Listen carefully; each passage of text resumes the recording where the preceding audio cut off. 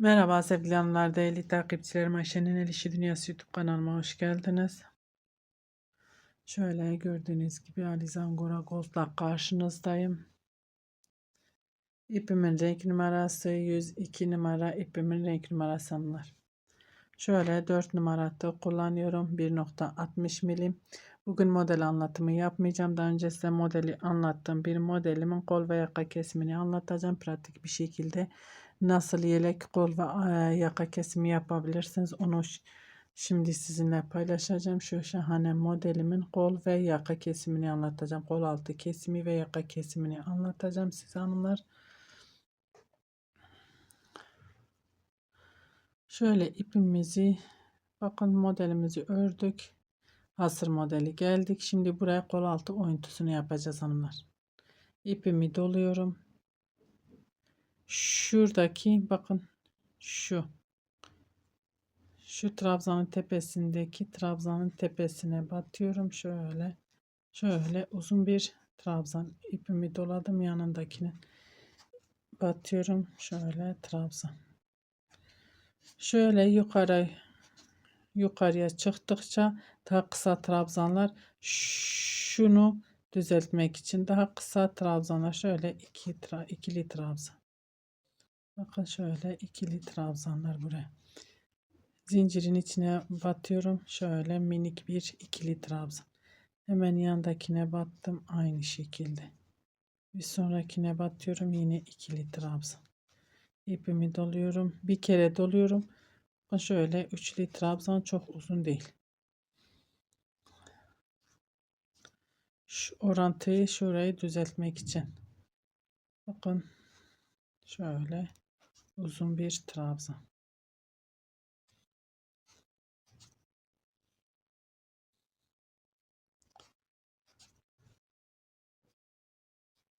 İkili trabzan. Bakın şuranın düzgün gelmesi için. Şu boşlukları doldurmamız için. Zincirin içine batıyorum, bir tane ikili trabzan. Hemen yandaki trabzanın tepesine battım, ikili trabzan. Bir sonrakine yine ikili. Ve diğerleri şöyle üçlü trabzan yine.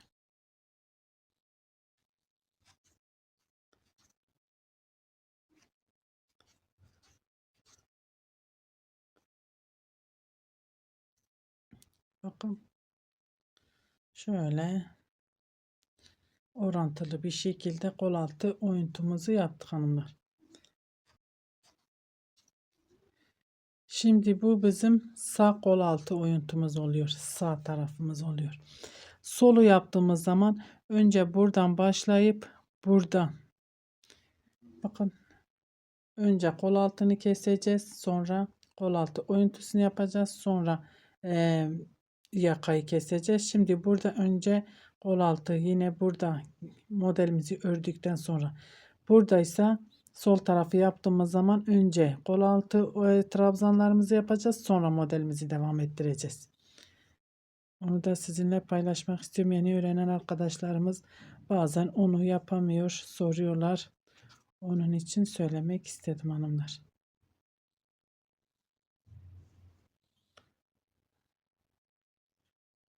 Bir zincir çekip dönüyorum. Zaten şimdi sık iğne sırasında olduğumuz için sık iğne ile burayı öreceğim hanımlar. Sık iğne sırası olduğu için hepsini sık iğne olarak öreceğim. Bir zincir çektim, döndüm. Burada da yine aynı şekilde dediğim gibi sol alt kol altı yaptığımız zaman trabzanımızı yapıyoruz ya. Geldiğimizde yine sık iğne ile orayı tamamlayalım. Burada ipimizi koparıp burada yine devam ederiz yani. O şekilde örmeye devam edeceksiniz hanımlar.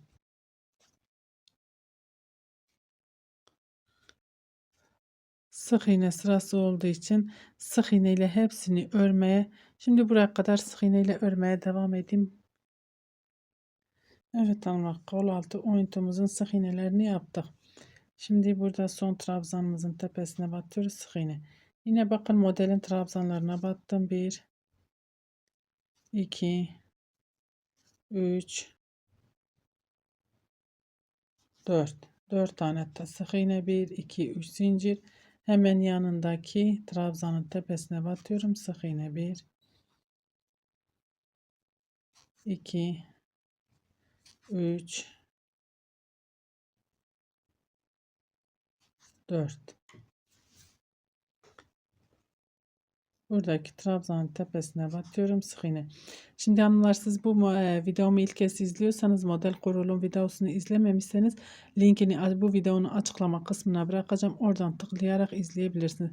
Şimdi sıra sonuna kadar bu şekilde örmeye devam edeceğiz hanımlar. Bu sırada kesim yapmayacağım. Şöyle sık iğne ile geçtiğimiz için kesim yapmayacağız. Sık iğne ile örmeye devam edeceğim.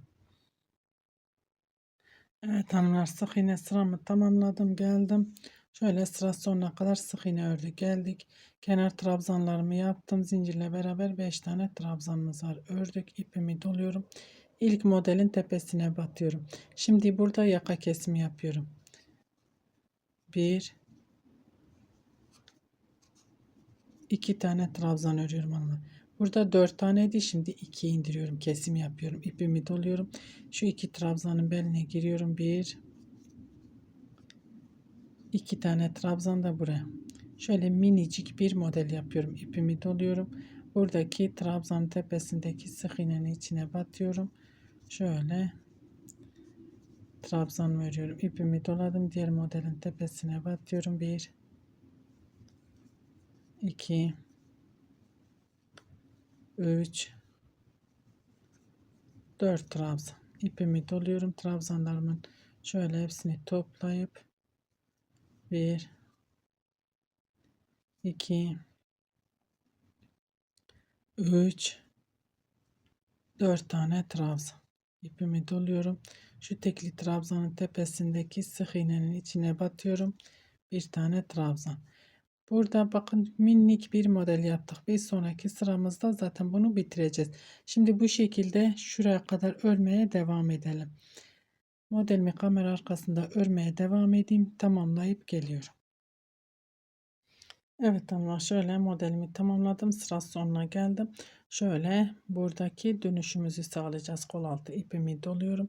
Bakın buradaki ilk trabzanın tepesine batıyorum. Şöyle trabzan örüyorum. 1 2 3 4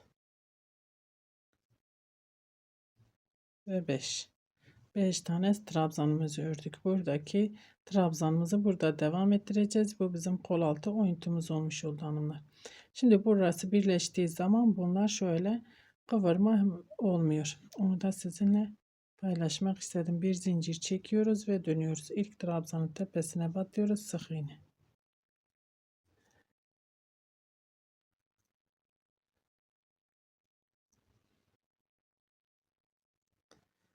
Trabzanlarımızın tepesine sık iğne ördük. Modelimize geçtik. 1 2 3 4 1 2 3 zincir. Hemen yanındaki trabzanın tepesine sık iğne.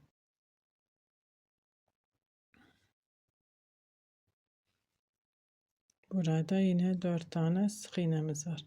Buradaki trabzan tepesine sık iğne.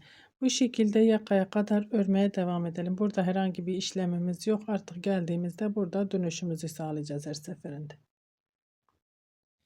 Evet hanımlar, geldik yakaya kadar. Şimdi buradaki tekli trabzan tepesine batıyorum. Bir tane sık iğne. Burada 4 tane trabzanımız vardı. 1 2 şöyle beraber kapatıyorum. 1 2 4 tane trabzanı 2'ye indirmiş olduk. Buradaki trabzanlarımızın tepesine şöyle sık iğne ile örmeye devam ediyoruz. 1 2 3 4 zincir ve dönüyorum.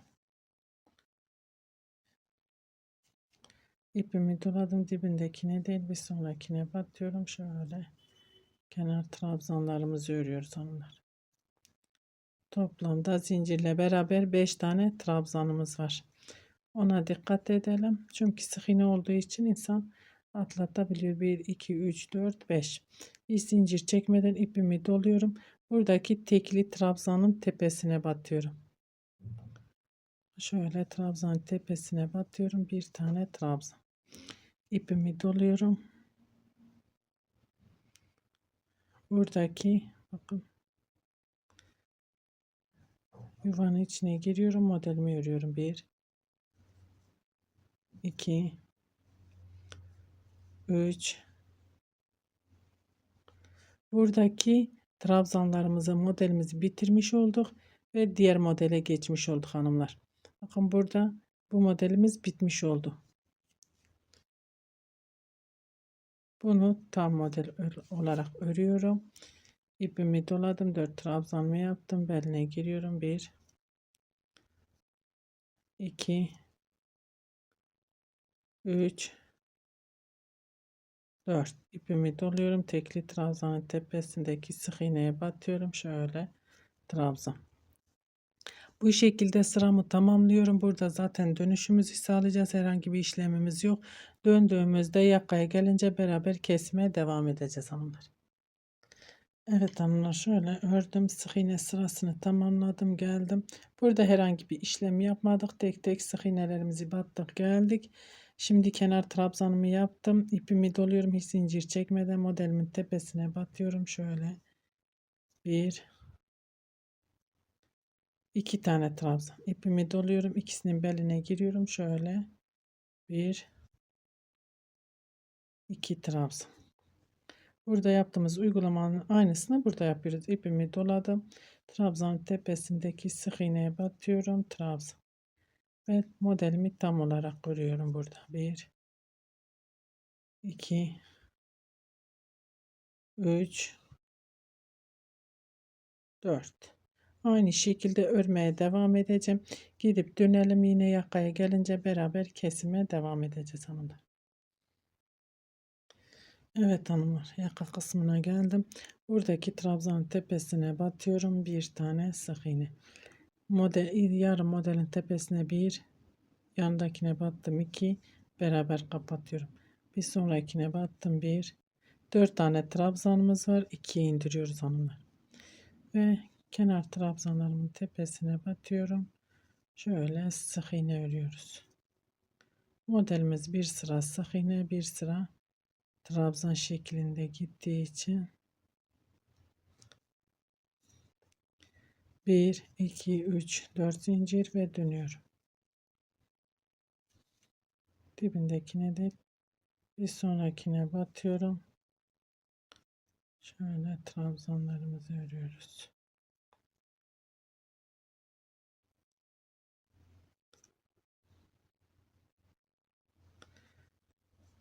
Dediğim gibi hanımlar, hep bunu sayın, 5 tane trabzanımız var. Zincirle beraber hiç zincir çekmiyorum. Buradaki trabzanları atlıyorum. Modelimi şuradaki tekli trabzanın tepesine batıyorum. Ve buraya bir tane trabzan. İpimi doluyorum. Ve modelimi burada tam olarak örüyorum. Burada yaptığımız işlemin aynısını hanımlar şimdi burada uyguluyoruz. Modelimi burada bu şekilde örmeye devam ediyorum.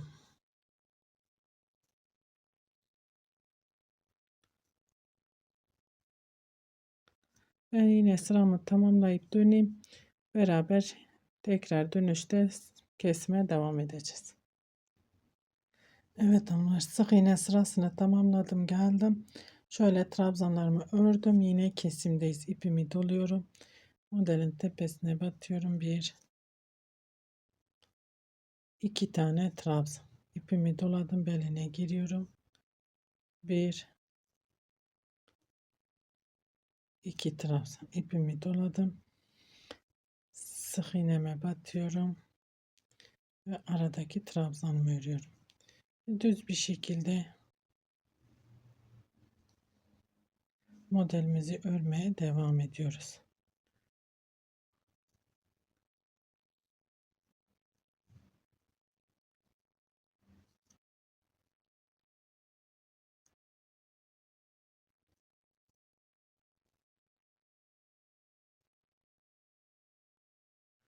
Ve şimdi yine gidip döneceğim.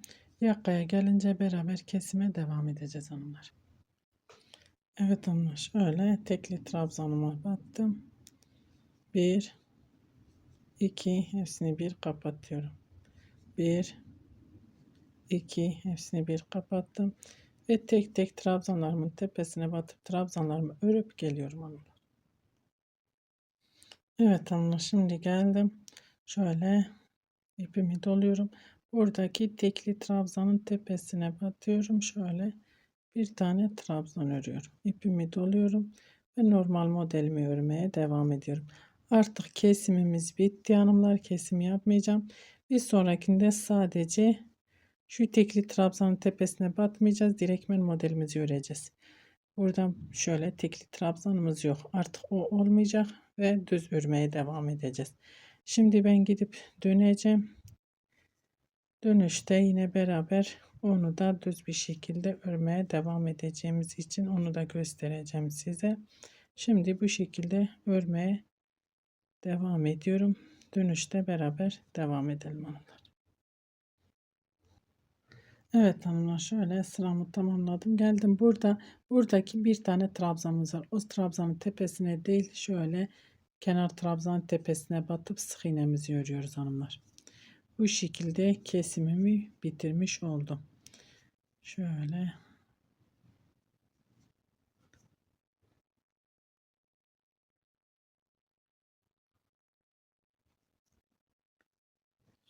yakamı göstereyim size. Gerçekten çok güzel bir yaka ortaya çıktı hanımlar. Ben iki sıra şöyle kesim olmadan öreceğim. İki model öreceğim. Daha böyle model yaka kendini gösteriyor. O şekilde örüp geleceğim. Son sırasını şöyle, burası böyle zikzaklı ya. Onu düz bir şekilde nasıl yapacağız? Onu da sizinle paylaşacağım hanımlar. Ben sıramı iki modelimi örüp geliyorum. Evet hanımlar, şimdi şöyle sıramı bitiriyorum. Bu şekil şöyle düz bir şekilde çıkması için ipimi doluyorum. Buradaki trabzana battım. Şöyle çakma trabzan. Hepsini bir kapattım. İpimi doladım. Hepsini bir kapattım. İpimi dolayıyorum. Şöyle ikili trabzan. Trabzanın tepesine şöyle ikili trabzan. Diğer trabzanın tepesine ikili trabzan. İpimi doluyorum. Çakma trabzan. Bir, iki tane çakma trabzan örüyoruz.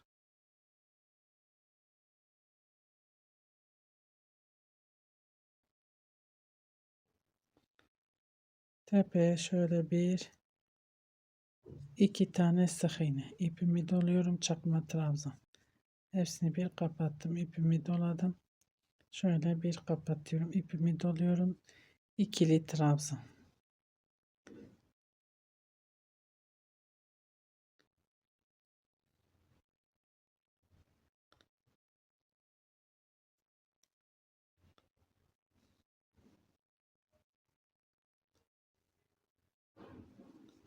Şöyle çakma trabzan. Bir,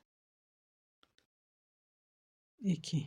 Tepeye battım. Bir, iki tane sık iğne.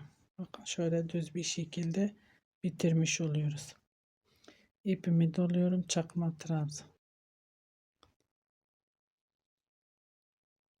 İpimi doladım. Buraya şöyle yine minik ikili trabzanlar yapıyoruz. Burada da aynı işlemi yapmıştım hanımlar. Bakın. İkili trabzan. Burada da aynı şekilde şöyle ikili trabzanlarla bitiriyoruz.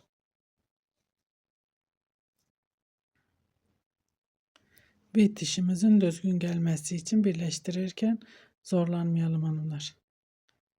Yelek yapmak isteyen arkadaşlar için. İpimi koparttım. Bu şekilde şöyle gördüğünüz gibi şöyle zikzaklı değil, düz bir şekilde kesimimizi de yapmış olduk. Şu kol altında yaptığımız uygulamanın aynısını tepede daha minik yaptık. Ve gördüğünüz gibi şöyle iki modelimizi de düz ördük. Yakamız şöyle biraz daha uzaklaştırayım. Bakın çok düzgün bir yakam ortaya çıkmış oldu. Kol altı da aynı şekilde. Burası modelimizin ön yüzü hanımlar. Bu da modelimizin arka yüzü. Umarım anlatabilmişimdir, beğenmişsinizdir. Beni tercih edip izlediğiniz için teşekkür ederim. Bir dahaki videomuzda görüşmek üzere. Hoşça kalın.